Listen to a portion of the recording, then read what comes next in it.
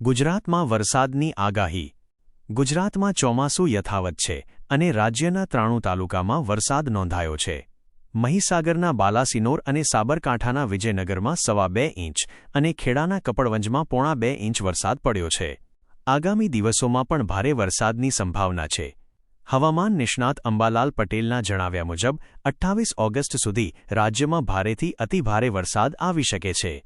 અંબાલાલ પટેલે આગામી તહેવારો દરમિયાન પણ વરસાદની આગાહી કરી છે. ગણેશ ચતુર્થી અને પર્યુષણ દરમિયાન વરસાદ આવી શકે છે.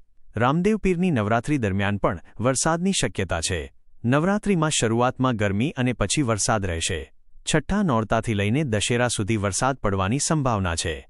આજે અને 28 ઓગસ્ટ સુધી કયા વિસ્તારોમાં વરસાદની શક્યતા છે? અમદાવાદ અને ગાંધીનગર વરસાદની શક્યતા છે.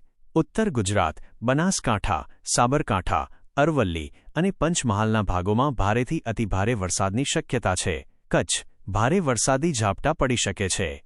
મધ્ય ગુજરાત, વડોદરા, આણંદ, નડિયાદ, ખેડા અને મહીસાગરના ભાગોમાં ભારેથી અતિભારે વરસાદની શક્યતા છે. દક્ષિણ ગુજરાત ભારેથી અતિભારે વરસાદની શક્યતા છે.